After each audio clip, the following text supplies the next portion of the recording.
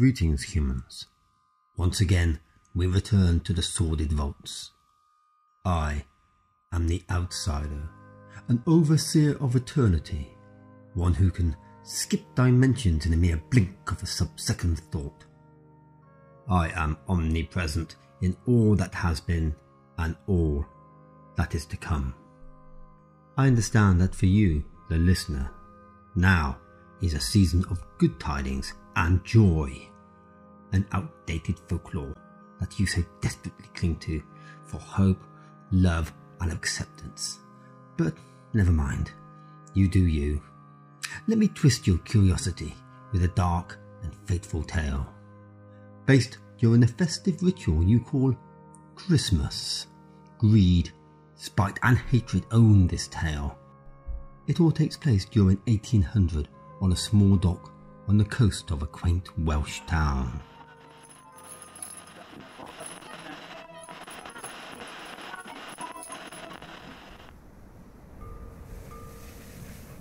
Now, I know it's Christmas Eve, boy, but somebody needs to be here to dock the Lewises when they return to shore tonight. I got a social at the pub with the fishermen. It's a yearly tradition, and I'm afraid, as it's just you and me at the moment, you got the short straw. Well, when are the Lewises due to return? We both know what they're like when they're out on the waters drinking. Aye, that's why it's a short straw. But look, the fire's on in the cabin. I've left you some baccy and a bottle of beer or two. And now, seeing it's Christmas, I've doubled your wages for the month.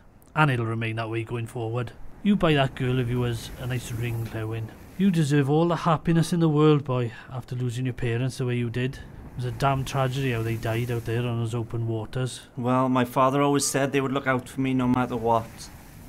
You've doubled my pay. You wait here a second. What's this? It's a Christmas present. Open it in the morning with your coffee before the children run you ragged. Merry Christmas, Stanley. And a Merry Christmas to you, Lllewyn. Be sure to come by tomorrow around 4. I'll have a bottle of port and some Christmas pudding waiting. Are you sure you both don't want to come for dinner with me and the family? No. Fiona and I are having our own dinner in our new home this year. She went to the market earlier and she got the chicken and all the fixings. But Mr. Walsh, I'll be there at 4 on the dot, with Christmas bells on. Very good. The dock's all yours, Mr. Jones. That it is, Mr. Walsh. That it is. Oh, it's a keen wind. I'd best get myself in by the fire. Oh, that's better. Let's have a look here then. Well, Stanley, you devil. 2 bottles of beer as told, and a bottle of Irish whiskey. Well, I shall save this for tomorrow. Now a cigarette, I think, to warm the fingers up.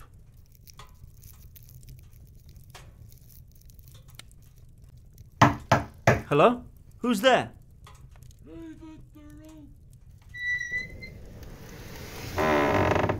Lllewyn! Good boy. Let me have a warm by the fire. Scooch to the other chair. Come on. Mr. Morgan, what brings you to the dock at this hour on Christmas Eve? Treachery, my dear boy. Treachery. Enough of Mr. Morgan. Call me David. Go. Get some tankards. I have brandy. I need brandy. They are against me, you know. The lot of them. The whole town. My so-called friends. Now, I'm sure that's not true, Mr. Morgan. Sorry, David. Why would you think such a thing? They all say my nets are flawed, that they split and the fish get away, and that my rope's no good, not even for hanging a dog. They all buy supplies from Griffith, from the next town over. But I'll show them how strong my ropes are.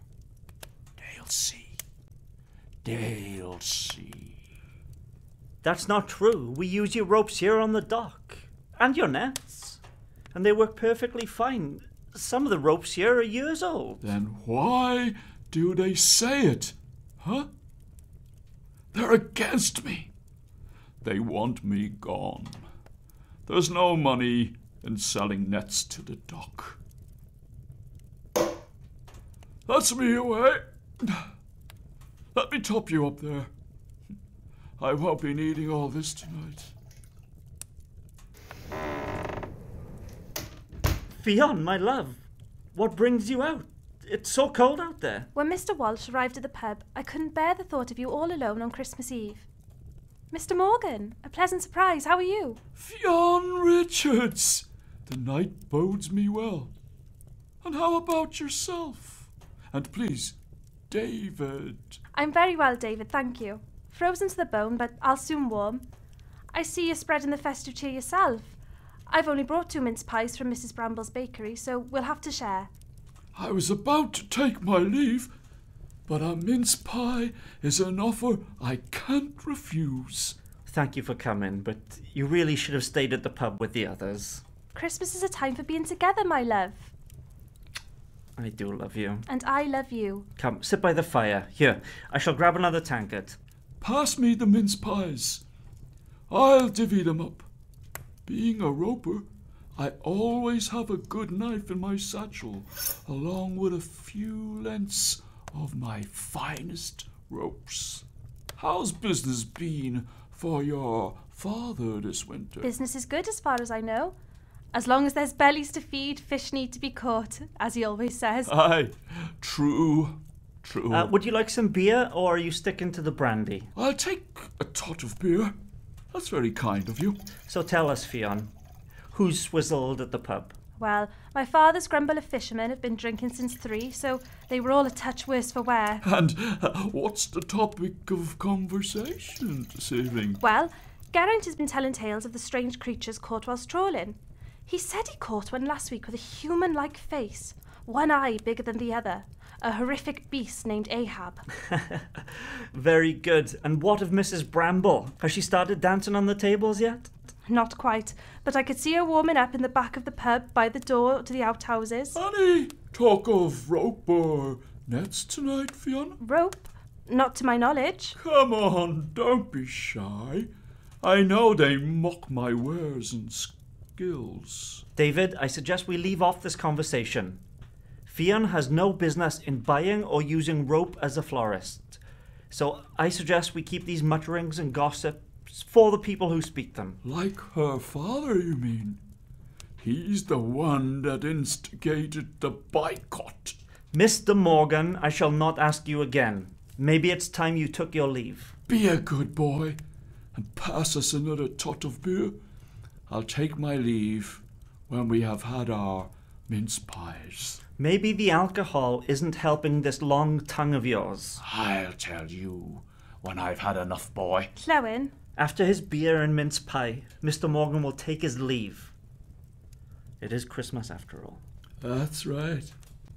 But taking one's leave has a new meaning for me as of earlier. Shall I tell you both why? If you think it will help you finish your mince pie more promptly, please do. When returning from collecting firewood from the forest, as I can no longer afford to buy any,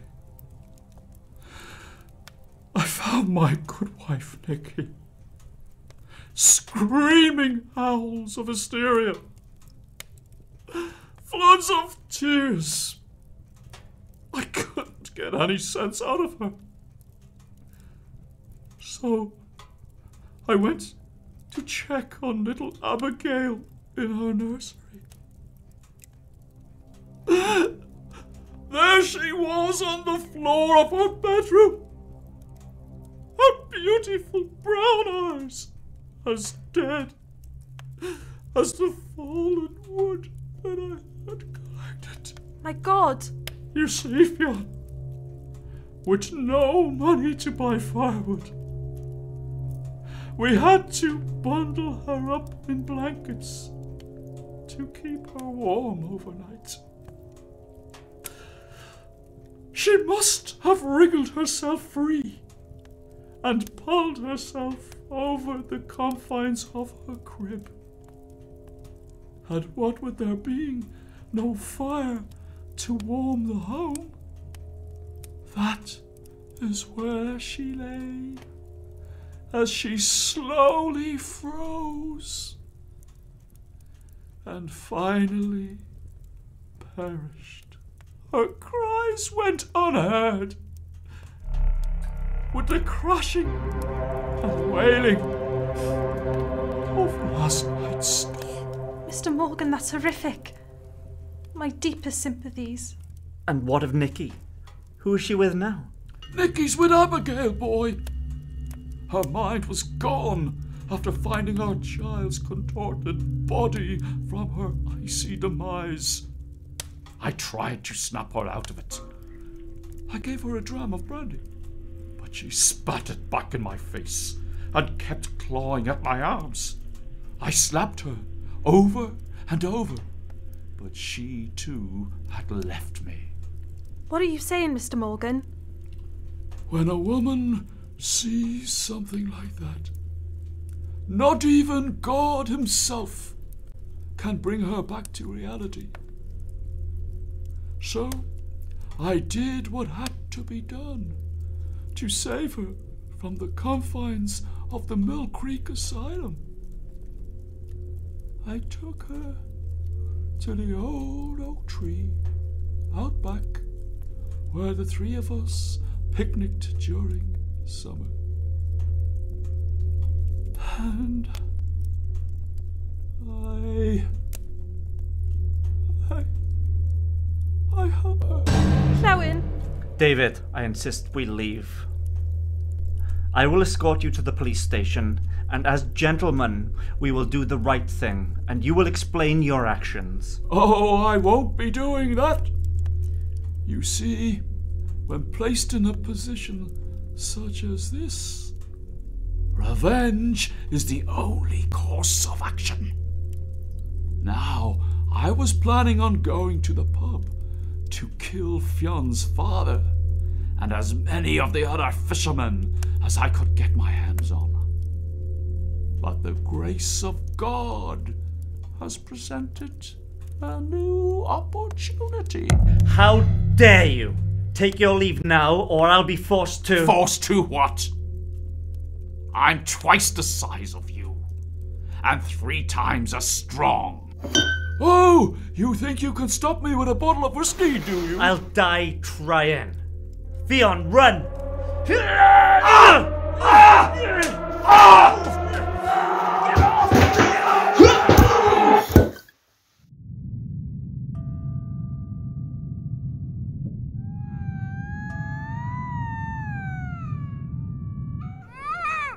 Damn you, David. Let her go. Take me, but please, I beg of you, let her go. If I were you, I'd stay very still. Those nooses around your necks are my strongest rope. One slip off that fence and you're both goners. Then we will see what your father has to say about my craft. You know? I'm surprised at you, Lllewyn. Where was your act of revenge? When the Richards family took yours? What happened to my parents has nothing to do with Theon. No, but it was her father that sent their boat out on the seas that day. We all knew that storm was coming, but your folks had no money to feed you. They were desperate, and he forced them into it. He didn't care about them, the same as he doesn't care about you, me, or my beloved family now. As long as there's bellies to feed, fish need to be caught. Money over everything. So let's see what happens when I take his everything away. David, I'm sorry about what happened to your precious child and doting wife. I really am. I hate my father for what his plans have done to you, but there are other ways to go about this. You could go through the courts and... The courts? And what would I get him done for? Slander? Lies? What he did was cold and calculated. He wanted me out of the picture, so his pal Griffith could take the business and cut him in. That decision of his will cost both families everything. Take one last look at each other, because your time here is nearly up. I'm going for the brandy.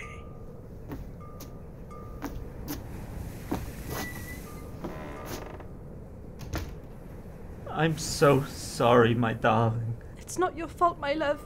My father did this. At least we'll be leaving the earth and entering eternity together. Just like my parents. Maybe this is destiny. Some sort of curse. If only I could hold you in my arms.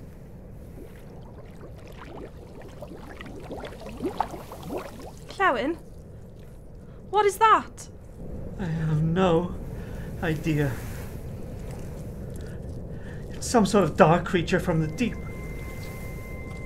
Maybe it's the Grim Reaper. Or maybe it's some sort of tollsman for heaven's gates. Merry Christmas to you both. I'm sorry it had to be this way. What the hell?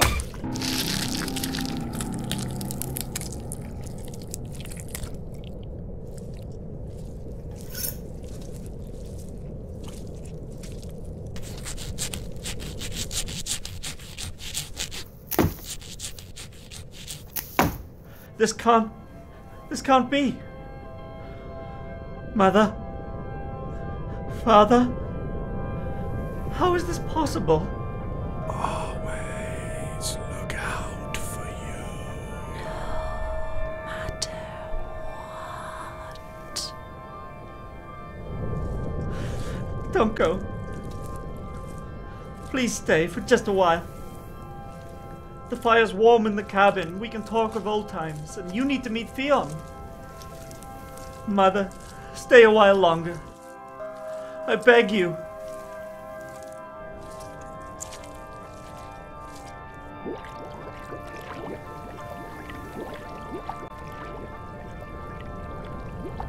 Come.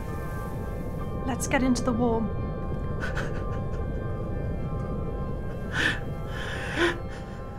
I love you both. Thank you.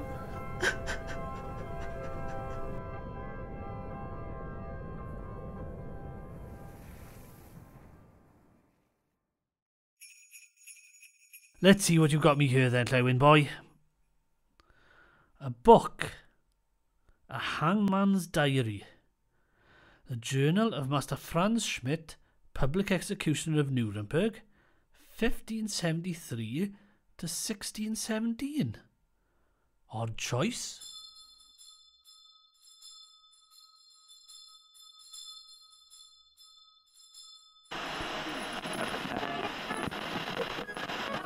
And so it is. Never underestimate the power of love. What can we learn from this festive tale? Maybe never try to kill a person next to where the ghosts of your victim's parents lay in wait. Maybe never let a drunkard in your cabin. Lessons are lessons, and here there are many.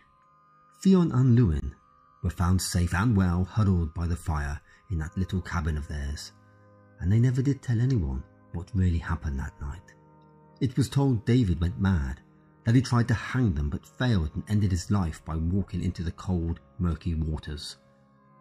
Eventually they had children of their own, and when Stanley the dock owner passed, Lllewyn took over the running of the dock. They did see his parents once more, but that would be a story for another Christmas. No matter what you are celebrating this time of year, do cherish your loved ones. Although you pale in insignificance in the grand scheme of things, love is important. Find comfort in that. Merry Christmas, everybody.